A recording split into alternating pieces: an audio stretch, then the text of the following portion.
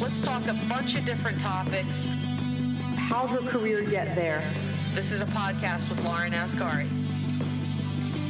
Hey, everybody. Thank you for listening. Hit that like button, leave a positive comment, or hit subscribe to get alerted when new episodes drop. All of this will help keep the project going. Thank you for your support and enjoy the episode. This is the Lauren Ascari podcast, How'd Her Career Get There? And my guest today is Dana Clark, who is the president of Clark, Azar Associates. Welcome, Dana. Thank you, Lauren. I'm happy to be here. I am excited for this conversation. Before we jump into it, just to highlight a couple of things about Dana and her company. Daily Record 2024, one of the best women-owned businesses, has received the Engineering Excellence Merit Award, Design Professional of the Year, recognized by Montgomery County Public Schools.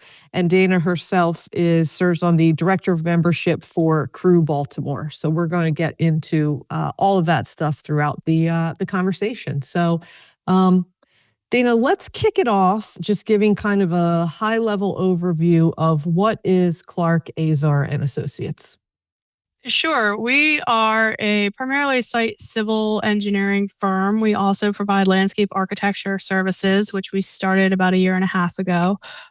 We have two offices based out of Germantown in Montgomery County, and then we opened the Baltimore office in Owings Mills, again, about a year and a half ago, because I like to do all the things all at one time. But, we had historically been a Montgomery County firm. My team, although Jason and I started the firm about 7 years ago, we'd worked together for about 15 in different renditions of other companies. So we had always done a lot of work in Montgomery County, and that we were considered more of a DC firm, and we wanted to pursue more work in the Baltimore region. And being from here, Jason's from Massachusetts, so he didn't quite understand how the Baltimore DC divide is alive and well.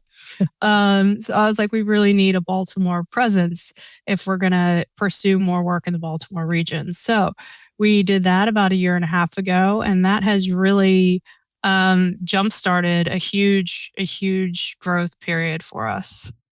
And do you primarily serve like DC, Maryland, Baltimore? Do you have contracts or projects throughout the country? Primarily, yeah, the DMV. So we work primarily in Maryland, east of the bridge. We don't usually go over the bridge because we can't be competitive and it's harder to serve those clients. And then DC, Northern Virginia, a little bit in West Virginia. I've been looking into getting into Delaware because people ask me about Delaware a lot, but we haven't gotten there yet. And then are you, and we'll get into kind of how you got there, but by trade, what is your background by trade? Are you an engineer? I'm a civil engineer so I'm a licensed civil engineer by trade. So I, used to design and manage projects. I do less of that now, but that is my background.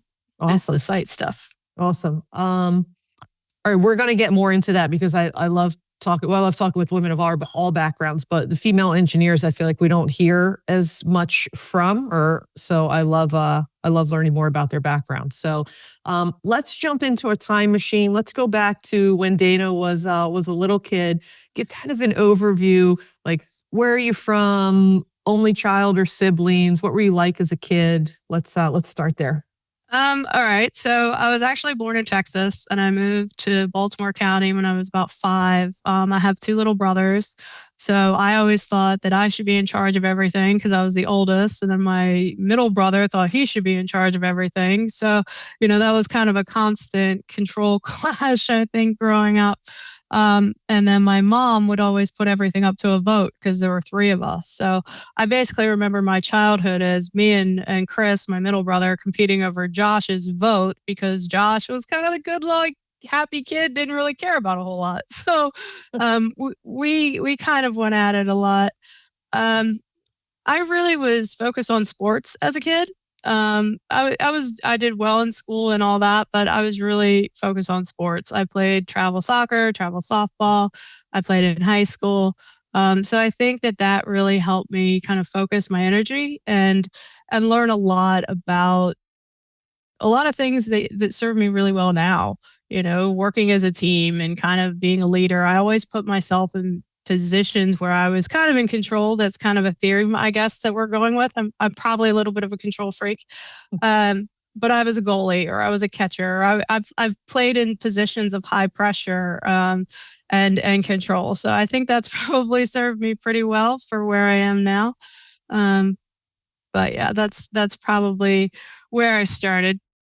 Where or what do you remember from your parents as like traits and whether, and it could have been your parents or it could have been anybody else, but like traits as a kid from an individual that like you learned or something that you were taught that you've really has stuck with you through today? I think I had a coach, my travel softball coach, when I was probably about 13. I was known as like one of our power hitters, and I was just going through this terrible slump, and I was getting down on myself, and I couldn't get out of it. And he just took me aside before a championship game, and he said, "You just need to go out and be the hero. Like, you know how to do this if you just get out of your own way and get out of your head." And I think that there's a lot of things that, again, I can still go back to that sometimes I just need to get out of my own head. How much does you touched on something there that makes me I'm curious to get your perspective on it. How much does confidence, whether it be in kids or even, as we grow throughout our careers and become adults, how much does confidence matter in terms of being able to accomplish or achieve something? I think it's everything. I think that, especially as women, right? I started this business. I was 33 years old with two little kids. I had a 2-year-old and a 4-year-old, and I was kind of like, what am I doing? And I did feel kind of like, do I belong here? But I think that you kind of need to feel the fear and do it anyway, right? I think that that's a solid emotion, and that you can, that's how you grow, is by the things you're afraid to do. And I think that confidence grows over time. I certainly did not feel as confident running the company 7 years ago as I do now. But I think that if you don't get out there and put yourself out there, then you'll never know. So I don't think you build confidence sitting on the sidelines. We share a couple of things in common. I too was like played sports as a kid and played in high school, I played in college, but also started my business when my oldest now daughter was 3 months old. So I remember that feeling of just like, okay, Let's do all the things, right? All the things. That's what I think my partner and my employees kind of laugh at me. They're like, you really do have to do everything all at one time. I actually just moved my house and the Germantown office in the same week, 2 weeks ago. So I don't really recommend that. That was kind of a lot. So as when you're a kid and did you have any aspirations of what you wanted to be, like, I'm air quoting, when you grew up? Like when you were younger, were you thinking, oh, I want to, like, did you always have an interest in engineering or wanting to be in the engineering world, or what type of thing was interesting to you as a kid? I really don't remember having any kind of specific thing. I think that I always needed to excel in everything that I did. So I got good grades, and I was an athlete again. But I really wanted to go away to school. You say you play in college. I was expected to play in college by my parents, by my coaches, and I got kind of to the end of my junior year in high school, and it was just like, I'm kind of done. I had always been the sports chick, for lack of a better word, and I kind of needed to go reinvent myself and do something different. And I think that all anybody really expected me to do was go play sports and kind of, so I felt this need to do something different. But in terms of engineering, I didn't really know that I wanted to be an engineer. It was interesting. I always say it's kind of a process of elimination issue is how I got to engineering, because I went to school in Clemson. I didn't know anybody, which really worked out well in terms of being able to redefine myself. But my mom had very specific requirements for what she wanted me to do. She wasn't really into liberal arts degrees or, to quote her, like something I couldn't get a job in. So, those were kind of out. I didn't see myself as a teacher or anything in the medical field because I can't even walk into hospitals really. So it was kind of, and she's a CPA. So I used to say there were no second generation accountants. So I didn't want to go that route. I did think about architecture. So I think that's probably what got me into engineering is I really probably honed in more on architecture. But then I decided in talking to a lot of architecture students that they spent too much time in the studio building little models and didn't have a life. So that probably wasn't going to work out. So that's kind of like, well, engineering is similar. So I think that's kind of how I got there, but it was kind of a roundabout way. It wasn't, they always say that the engineers are the kids that were obsessed with Legos and building things and taking them apart. I don't know that I was that kid, but I was pretty well rounded as a kid. I was good in pretty much all my subjects. So I think I could have gone in various directions. And then when you got to school and you started studying engineering, why civil? I found civil to be the most interesting in terms of the creative aspect. So I was pretty creative as a kid. I was into art, which I think is why I was thinking architecture. But, civil site design is you kind of get to lay out the whole site. So it's everything but what's in the building. I initially actually thought I wanted to be a structural engineer because I wanted to go design stadiums. That was my dream. And then I actually, yeah, you think so? But then I interned with a structural firm, I think my sophomore year. And I was just like, this is so boring. I found structural engineering to be extremely monotonous. It's kind of funny though, my TA for one of my structural classes not only married one of my good friends, but then went on to design the Dallas Cowboys Stadium. So Oh, wow. I guess that was a potential path, but I kind of got more into the environmental aspect and then kind of, again, interned. I highly recommend interning and getting as much experience as kids can in school, especially with civil. Civil's a really broad field. There's so many things you can do. So I think they really do need to try everything. And I take on interns every year. I actually have a high school intern right now. So that's something I really suggest because you really don't know what you want to do until you try it. Mm-hmm. So the land development stuff I find really interesting because every site is different. Every project is different. And so it allows me to be really creative. Can you define a little bit, to your point, civil engineering being so broad, can you define a little bit for people that are out there listening that are maybe like, I don't know the difference between a mechanical and a structural and a civil engineer. Like, what does the civil engineer's world look like? What type of projects are you doing? Sure. I mean, like I said, for civils, it's really everything outside of a building, or some of our projects don't even have buildings. My firm, we made a conscious decision to focus on public work rather than a lot of private development because that's really where our passion lies in the public stuff. We do a lot of schools, we do a lot of parks, municipal engineering type things. Some of it's not, as sexy as some of the other things. People don't care about water and sewer until they don't have it. Mm-hmm. But, it is pretty vital, especially with the declining infrastructure in this country. But with civil, you can go into structural, and structural could mean bridges. I think a lot of people think of that civils design bridges, and that's like what we do. But there's a lot, like I've never designed a bridge. So there's that.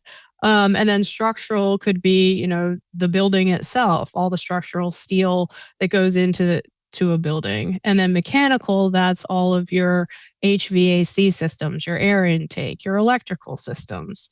So that's kind of everything. It's usually all of the MEP, the architect, and structural over here, and then civils over here being like, okay, we'll handle the outside. Yep. So we do drainage, stormwater management, utilities, layouts of parking lots. I can't go into a parking lot without half the time being like, who did this? Like, why would you do it that way? So it's interesting. I think it's something that people don't necessarily think about until they don't like it. Like, there's some shopping centers fail because people don't like the parking lot and they can't get in or they can't get out and it just doesn't function very well. or drainage. Nobody cares about drainage till something floods, which is becoming a bigger issue with climate change. And as storms intensify, the infrastructure is not designed to handle that kind of runoff. So I think those are issues that we're going to continue to have to deal with. Yeah, it's really interesting. I kind of a side projects I do is a couple of real estate projects, and stormwater management, runoff, parking, radius turning, all of this was like, I mean, I was aware of it, but I didn't actually fully, like, until working with a civil engineer, get like, wow, this is complicated. And this, to your point, is super important, and things that most people don't even think about as they're just walking into a parking lot, or which way does the water, like, until you have like a big pool of water or a big puddle or something, because you don't have the runoff the right way, or until, something floods. Yep. We do a lot of ADA, American with Disabilities retrofits, because a lot of buildings and a lot of sidewalks aren't designed for ADA, which isn't just, wheelchairs. It's also anyone with any kind of disability. And I never really thought about that until I was pushing a stroller and really noticed where ramps weren't and that buildings don't have the kind of access that they need. So I think, I probably see things differently than a lot of people do. Yeah. Yeah.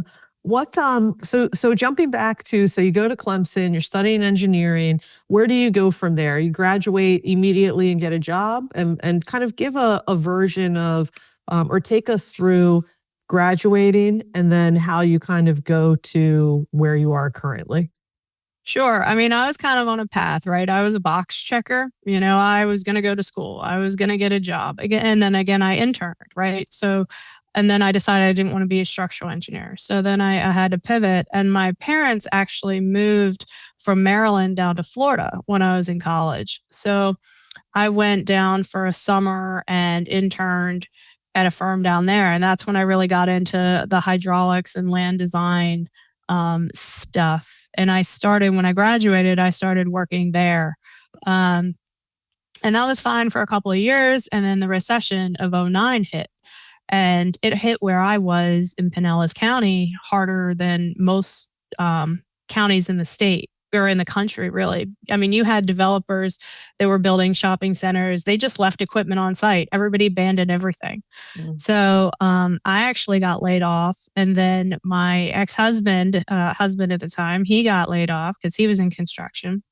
So then I was like, all right, well, what are we going to do? Because we're not getting a job and anywhere near here because everybody was getting laid off. So I wanted to go to Charlotte or Atlanta where all my college friends were. He wanted to come back up here where we grew up because he was from this area too. And lo and behold, we wound up back up here. So, which I didn't plan on doing. I really wanted to kind of escape where I went to high school and I just wanted to get out. But again, best laid plans. Right. So we wound up back up here, and I went to work for a small firm in Germantown called Huron Consulting. So and it was funny because I was driving to the interview and it was an hour away from where we were staying. And I was like, I'm not going to take this job. It's too far away. And what I've really learned from all this is that I just need to stop saying never, because every time I say never, I just wind up doing it. So that's something I've learned over the years. But so I took the job, and my boss was actually Jason Azar. So he's my now business partner. So we worked for Huron. Then our president wanted to retire. He sold us in 2013, 3 days before my first child was born, to a firm out of New Hampshire who focused mostly on environmental remediation work. They didn't do they had a small civil practice, but they mostly wanted a DC presence to pursue more EPA work. So that was never really a marriage made in heaven with us in that firm. So around 2017, Jason and I got together and decided to pursue essentially buying the Baltimore office back from them. So that was what we did in 2017, and we rebranded as Clark Azar. I painted everything purple, only because he wouldn't let me paint it purple and orange. I became, majority owner, so that we'd be a woman-owned business. Since that, considering how many public contracts we pursue, that's advantageous. Plus, it works out well with our natural personalities because Jason's really phenomenal with projects and the intimate details of all of our projects. And, projects are like children, they're extremely needy. So it was, and for a long time, I was doing all the business stuff. So I do all of our HR and accounting and business development, and I was running some of our biggest projects. And then about 18 months ago, I kind of said, okay, time out. I can't keep doing both. So we really kind of restructured things a little bit so that I'm primarily doing the business, bigger picture stuff and the business development. And then he's doing the projects, which really serves us both well. And then I come up with crazy ideas like, let's open a Baltimore office. It'll be fine. It'll be great. What? Oh, go ahead. No, I don't know where I was going with that. Anyway. What for you has been either in engineering or running a business, however you want to answer it. What has been, what's the best part of your job? Oh my gosh, I love my job. I actually think I like running the business more than I liked being an engineer. I like being an engineer, but I think I have so much more reach owning the business. Coming up as a young female engineer, I did not always get the most support, and being a young woman on a construction site is not always the most pleasant situation. And it got to the point when I was working for this firm in Florida that I actually found other things to learn. I actually got really good at floodplain modeling and some things other people didn't do so that I didn't have to go on site. Because I was kind of scared, honestly, to go on site. And I think as, an owner, we're still in a very male dominated field.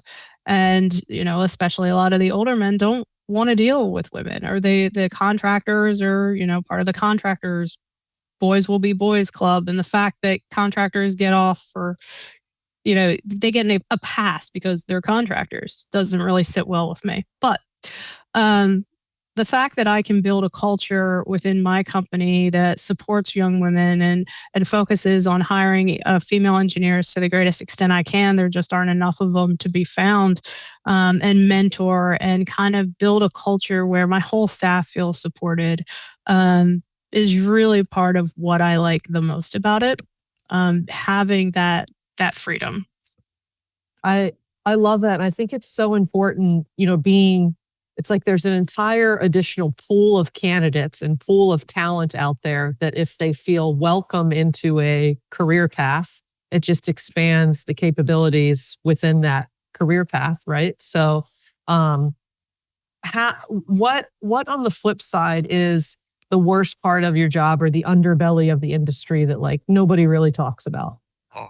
I think it can come down to the male chauvinism that still is very alive and well in the engineering world and so many worlds, which again doesn't sit very well with me. But I think it also, and I think people actually do talk about this, and I think trying to get, it's an interesting place that we're in right now, right? With so many different generations being in the workforce. And I think I consider myself kind of in the middle, right? I feel like sometimes I'm a bridge. I have several employees that are older than me. I have, obviously several that are younger than me. And I feel like I'm kind of a bridge between generations. And I think trying to make that work and understanding the younger generation that maybe doesn't have the initiative that I had when I was their age or some of the older folks had when they were younger, and trying to understand why that is and what we can do to kind of help them get out of that box. Kind of what I was saying earlier, I think that there's an issue with younger folks they're very afraid to make a mistake. And I think that it kind of goes back to what you said about the confidence earlier, building their confidence so that I try to run a company where they know they can come to me. And if mistakes get made, we try to focus more not on how to fix it, how not to do it again, rather than I'll never berate somebody for making a mistake. And that was actually one of the things that I liked most about working for Jason, because he never gave me a hard time when I made a mistake. It's just like, all right, how are we going to fix it? And I think that all those factors are things you don't really think about when you take on a company because it really is the staff and people management that's the hardest part. Yeah. I remember a couple of years ago, I had this employee, and she was a really good employee and still is. And she made a pretty big error with something, and I forgot who it was, but someone was like, "Oh, are you gonna like this was huge? Like, are you gonna let her go, or what are you gonna do?" And I was like, "Absolutely not, because I guarantee you, she'll never make that mistake again." I know, right? But I think that's huge, just giving people kind of the wiggle room to learn and develop. It's like this idea that like once you run a business or own a business, like all of a sudden like you've never made a mistake before, and anybody that makes a mistake like somehow is incompetent is just like ludicrous to me. It is. And I try to run it in a really authentic way. I think that it's the only way I know how, really. And I think that my staff doesn't think I'm perfect, and I don't want them to think I'm perfect the same way I don't want my kids to think I'm perfect because, everybody makes mistakes. Yep. What advice would you give your younger self? I think I would have liked to have learned self-compassion a little earlier. I think I was so hard on myself younger. And I think turning 40 was probably the best thing that ever happened to me. I tell people that all the time because, there's just something about it that made me kind of start living for myself, I think, a little bit more than trying to please everybody around me and not make mistakes or present this perfect image that I felt like I think I needed to in my 20s and 30s or as a young mom or business owner or whatever. And I think that if I had just maybe told myself you didn't need to be quite so perfect, like it'll still turn out okay. But I think I always felt this constant need to prove myself, which is a little bit innate. And then also probably just stems from, being a woman and a male. I only had a few women in my college classes. There weren't a lot of us. So we did feel like we needed to work harder. And I think women in general feel that way. It's part of why I like hiring them. What yeah, same. Like it's some of the most talented. I mean, we have talented people all around, but like and I don't even want to necessarily say it's like I mean, women number one, but like moms returning to the workforce, like there's just a tremendous talent pool out there that if you give people the right incentive and put them in the right spot, I mean, they can just exceed expectations. And I love seeing that kind of, the people that maybe generally might be looked at as, oh, they're not like going to be able to contribute as much. And then they just like knock it out of the park, I think is pretty special. Well, I think moms, right? We feel the need to do everything, and we're doing everything for the kids. We're doing everything for work. We're trying to, and then I think I personally have, struggle with not totally forgetting about myself. But I think, moms can get stuff done, certainly. And I think that that's another thing going back to what I like about the business is I fully expect my staff to feel like they can chaperone field trips or prioritize getting to soccer games. I'm usually, in a little earlier and out by 4 because my daughter plays travel soccer and that runs my life. So, but it's important to me that they feel like they can do that stuff. And as long as everything gets done and the clients are happy, I'm not a micromanager by practice or by personality. So I think as long as things get done, I'm good. Well, let's stick on that a little bit more because I think this is a topic that comes up. And interestingly enough, like off of this podcast, when I get messages and people say, "No, I listened to this episode and this really resonated with me." And I'll see people out and they'll come up and say, "Oh, I heard somebody say this." One of the topics that I think resonates with people out there is this. I'll call it balance. I don't love the term balance, but this work-life integration. Yeah. Talk a little bit about your experience and through the lens of either your experience or advice that you have, whatever you want to do, but of being a professionally ambitious person and also being, a parent, right? And mom guilt can be a real thing. But Absolutely. talk about kind of your integration or experience of that and what advice or 2 cents would you have for people that are maybe struggling a little bit with integrating the two or beating themselves up one way or the other?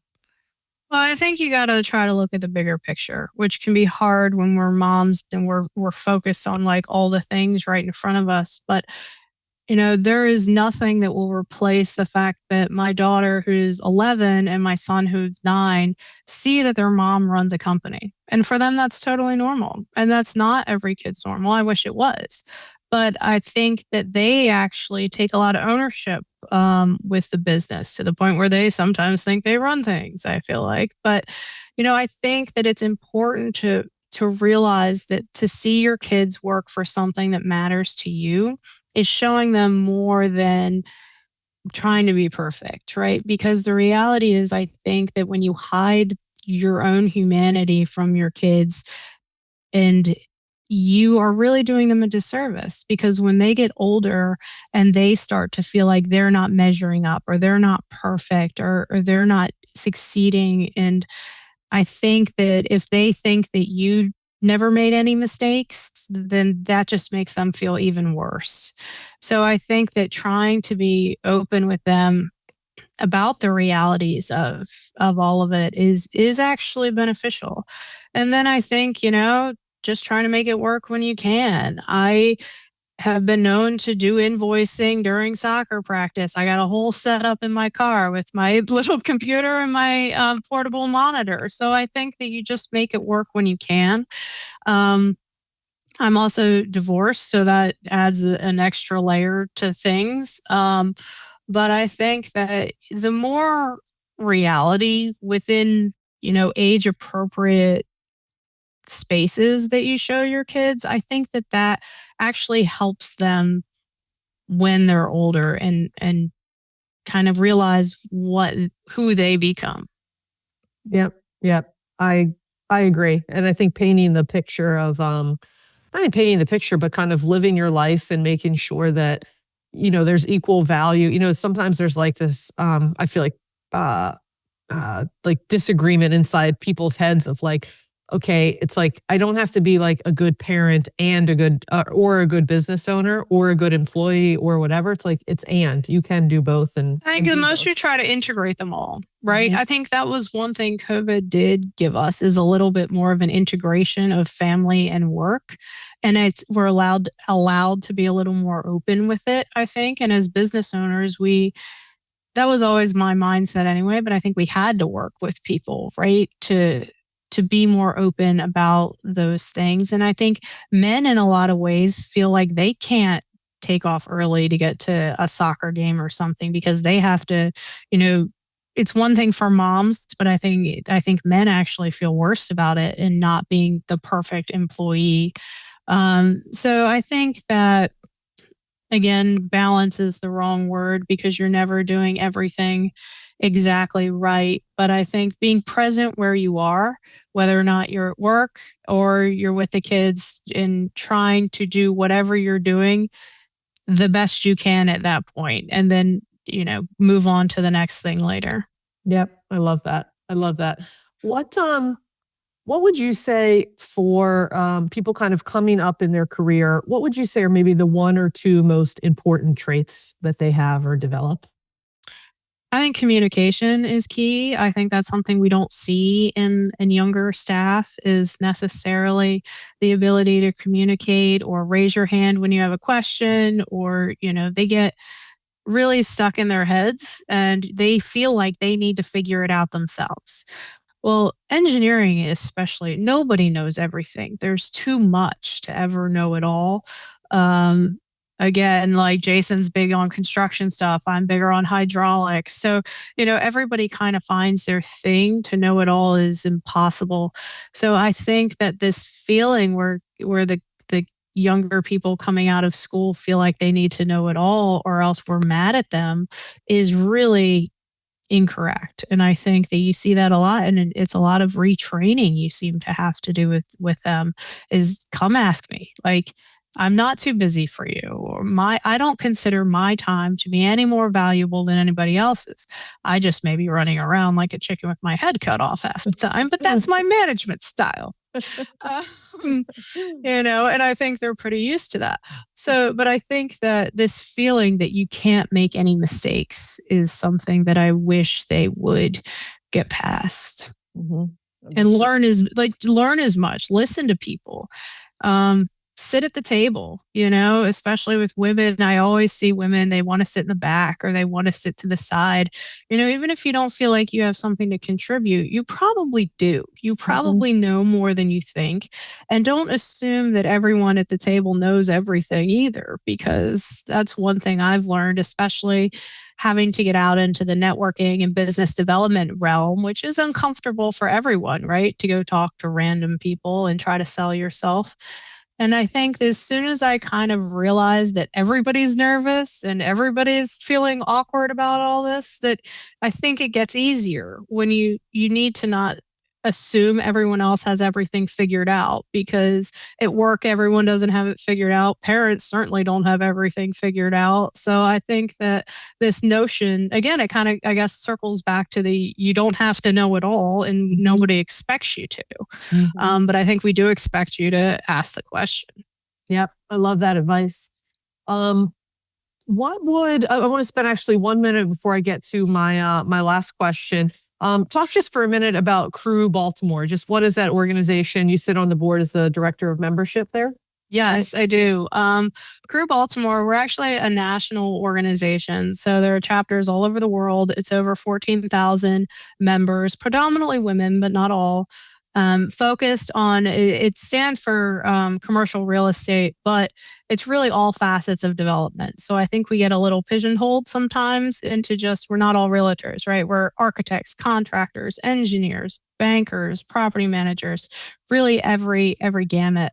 And it's really been phenomenal for me because I had a hard time finding my people. Especially as a woman, I think I have friends and all, but it's hard to find women that are running companies or in high profile jobs. Even if you're a working mom, not everyone's in that same position. And I had a hard time finding women that I could connect with on that level. So it's really been great for me because it is, we'll spend time trying to figure out how we manage all of it whenever we get together. But it's also, as far as networking organizations, it's really positive.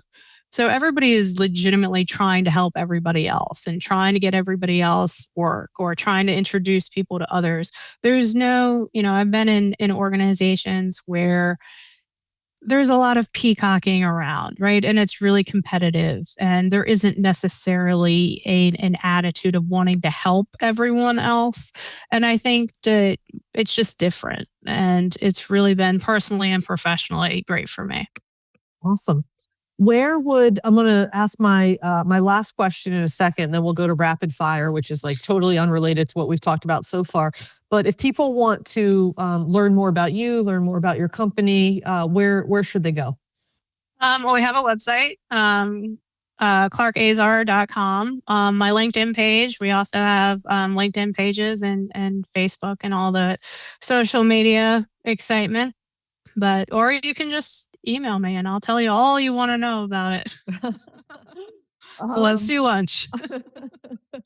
This is my, actually, before I get to my last question, is there anything else that you want to touch on that we haven't yet talked about?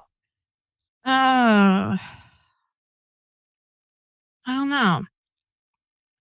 It was interesting because I think a lot of your original questions had me thinking about regret, and some of the questions you initially brought to me were about regret, and I don't really believe in regret a whole lot. I've made mistakes. I've been through a lot that a lot of people don't know about, but I think I've always go back to I made the best decision at the time with the information I had, and of course hindsight's 20/20. But I think that worrying about regret is kind of a waste of time. I think you need to just pick a path and jump in with both feet, and everything is figure outable. I love that. That is so, yeah, I feel like sometimes we make choices thinking like, and some things are obviously, but like not everything's finite, It's not like if you had Very little is finite. Right. As long as everybody's healthy and, nothing really catastrophic happens, going through the recession, and I had to short sell my house in Florida and move back up here, which I really didn't want to do. But it all worked out. So I think that in the end, it all works out. You just got to keep moving. Well, that says a lot about you about you also and your attitude and mentality, right? I mean, to have that, a lot of what I feel like the way in which people see the world helps make things like that more true for themselves. You know what I mean? Absolutely. That's a credit to Attitude is you. everything. I think, this is something I really try to drive home with my kids is, there are always two ways to look at things. And there's almost always a silver lining in everything. And you just got to look a little harder to find it sometimes. But if you believe good things are going to happen and you keep working towards them, then they are going to. It's just the energy of things. hmm I'm a big believer in that. You and I share that also. Um, how the last question before we get to my rapid fire ones, how do you define success? I define success as wanting to get up in the morning, right? I, struggled when I was a young mom being a design engineer and, it just felt like a grind that was never going to end. But now, I can create a different environment. There's so many opportunities to get involved and to do things. Again, my business partner is sometimes telling me I need to not take on so much because I just have tendency to do that. Um, but I also think that for me, my staff needs to be happy to get up in the morning and come to work for me because if they're not happy, then I'm doing something very wrong. And, everybody doesn't necessarily, there's always something you'd rather probably be doing than working, but we all pretty much have to work. So I want them to want to be here. And it's not just about me and my success, but my success, their success is if not more important to me.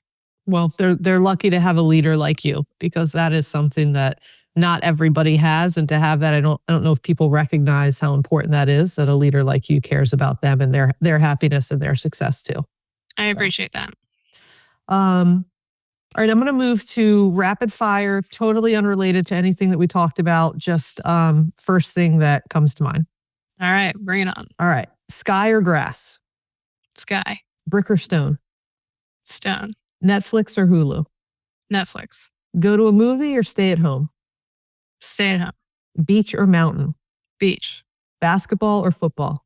football, Last one, astronaut or deep sea diver? deep sea diver. All right, perfect. What does all that mean? There's no.